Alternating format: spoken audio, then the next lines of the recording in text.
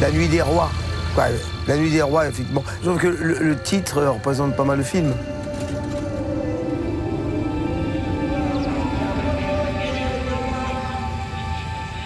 Moi, le film, il me raconte l'histoire d'une prison. Il me raconte aussi l'histoire d'une culture, d'un pays, d'un réalisateur. Ce qui m'intéresse dans les histoires, c'est de partir de l'histoire personnelle et d'arriver à la grande histoire. C'est comment un peu les histoires s'entrechoquent. Le personnage principal de Roman, qui se retrouve d'un coup dans une prison où il doit raconter une histoire à 200 autres personnes. Ce jeune prisonnier qui va être obligé de prendre cette fonction, ce poste de conteur, alors qu'il n'est pas forcément doué pour ça dès le départ. Désormais, tu es Roman, le prince sans royaume. Le soir ou demain, dès que la lune rouge va sortir, tu devras nous raconter des histoires. Tu as compris? Je sais pas raconter. Je pense que ça trouve ses racines dans la notion de griot, qui est la tradition de l'oralité africaine.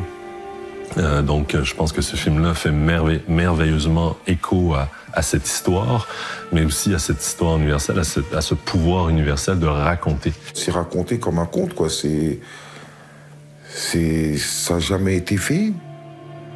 Il y a cette ambiance... Il y a cette ambiance africaine, quoi. Tu sens que c'est traditionnel, il y a tout ça qui est là. Les chants... C'est carrément quelqu'un qui raconte une histoire à un public qui est là, qui est un public de prisonniers, mais qui ont envie. C'est pas rien, là, d'avoir comme tradition de vouloir un conteur qui te fait sortir par l'imaginaire, par un mélange, par un imaginaire réaliste, par un imaginaire mystifié aussi, qui te fait sortir de cette réalité, souvent qui est une condition, qui sont des conditions humaines difficiles. Tu veux savoir le temps qu'il te reste à vivre?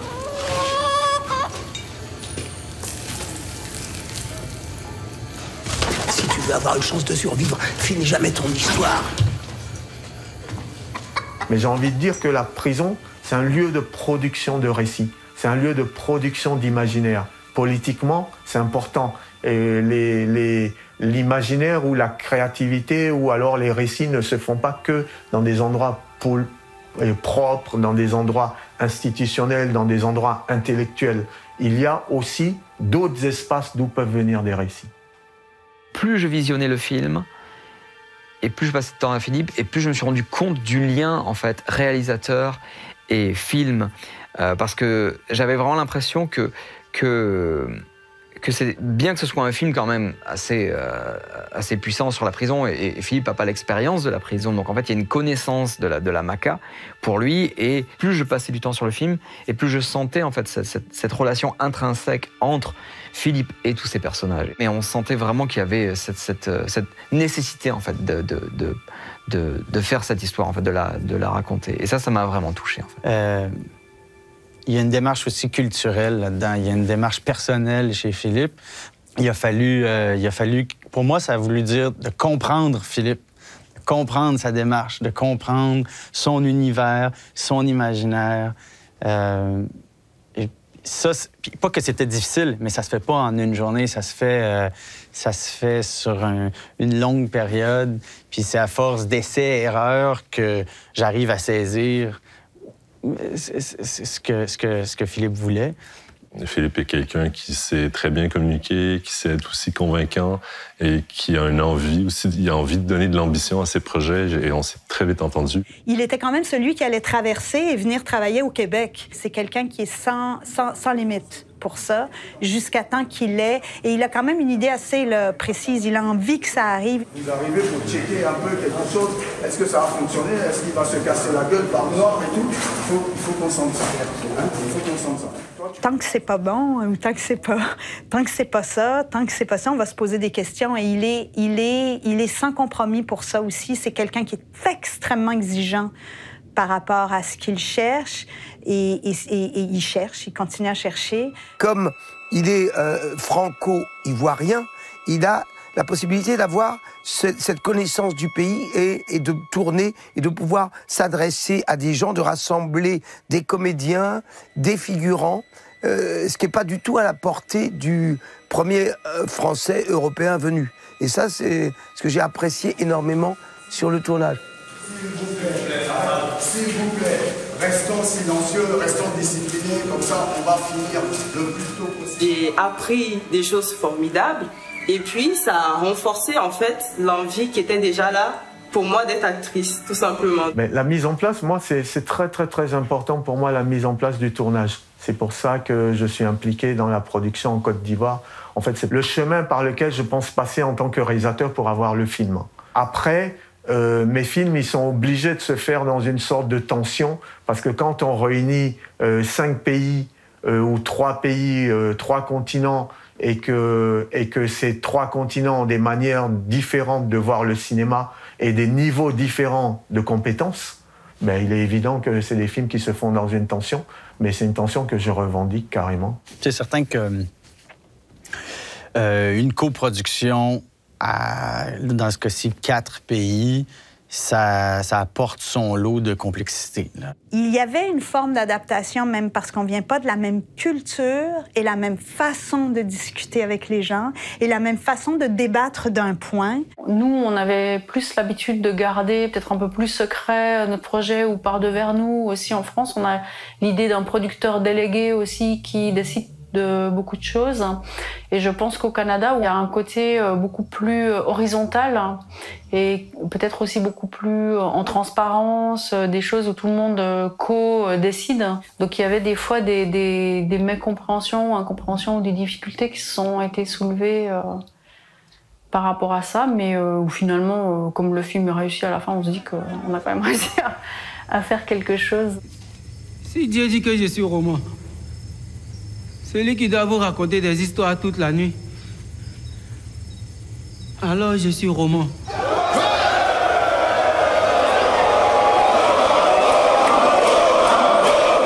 Voilà, l'image que je garde en tout cas de ce tournage, c'est l'énergie des figurants sur le plateau.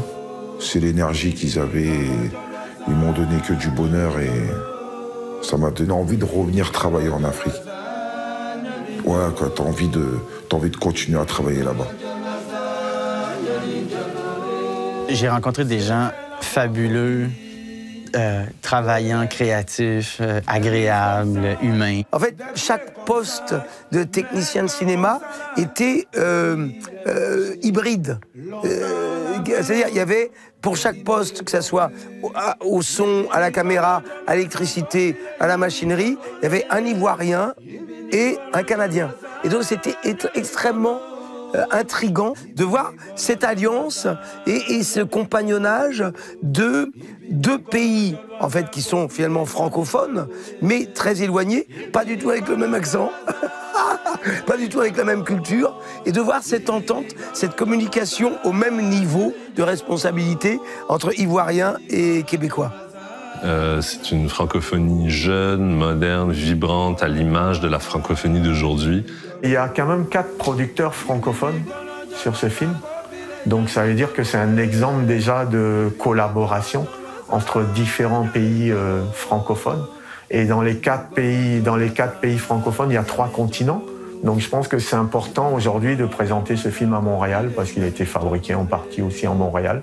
Et je pense qu'il y a un vrai intérêt de Cinémania pour ce film, donc voilà, donc je suis content de le montrer là. Cinémania essaie de faire de la francophonie internationale et de la coproduction francophone son cœur de métier depuis un certain nombre d'années, donc c'était comme un cadeau. Ça réunit des pays particulièrement solides au niveau de la francophonie et de la coproduction. Le film me propose un autre regard sur l'Afrique, sur l'Afrique d'aujourd'hui, qui n'est pas une Afrique qu'on voit normalement. Je trouve qu'on n'est pas dans les clichés. Parce que quand on regarde le film, les personnages, certains faits, c'est vraiment inspiré de certaines personnes qui ont vécu ici, en Côte d'Ivoire, de certaines choses qui se passent ici. Et même quand on va un peu dans l'aspect fantastique du film, c'est fortement inspiré et basé sur nos croyances traditionnelles. Cette Côte d'Ivoire qui va voyager à travers l'ensemble francophone et qui va aussi avoir besoin de se raconter à travers ses yeux d'hier, son passé, mais aussi aujourd'hui et ce qu'elle désire pour le futur.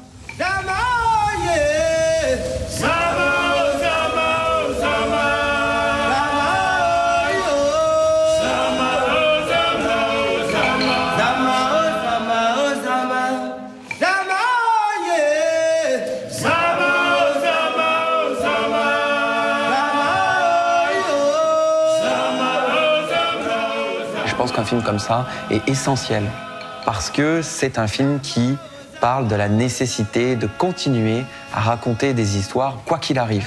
Donc ça parle de la vie, ça parle de la survie, ça parle de la mort, ça parle de la résistance. Le film raconte une chose précise, c'est qu'il faut faire des films sur ce qui est vraiment important pour soi.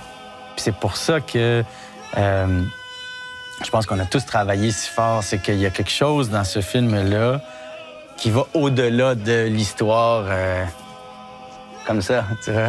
C'était vraiment presque la récréation, en fait. C'était vraiment un très beau projet et ça m'a permis vraiment d'aller à fond. Tout comédien a envie de travailler dans des projets comme ça, je pense. Ça me rend super fière parce que je me dis, j'ai participé à un grand truc. C'est un peu comme ça que je me sens en fait aujourd'hui quand je vois le film passer dans tous ces festivals. Et voilà quoi, donc moi je retiens que du positif. On a eu la chance avec ce film de faire 4 festivals prestigieux. Donc on avait Venise où on a fait la première mondiale, suivi du TIFF, suivi de New York Film Festival et on a annoncé Busan en début de semaine. Le film va être la sélection de la Côte d'Ivoire pour les Oscars 2021. Et pour moi, c'est la preuve que c'est possible de faire des films autrement. On savait pas que c'était impossible, alors on l'a fait. Et je crois que c'est un peu ça qui nous caractérise, peut-être, j'espère encore sur les prochains projets, j'espère que ce sera encore comme ça.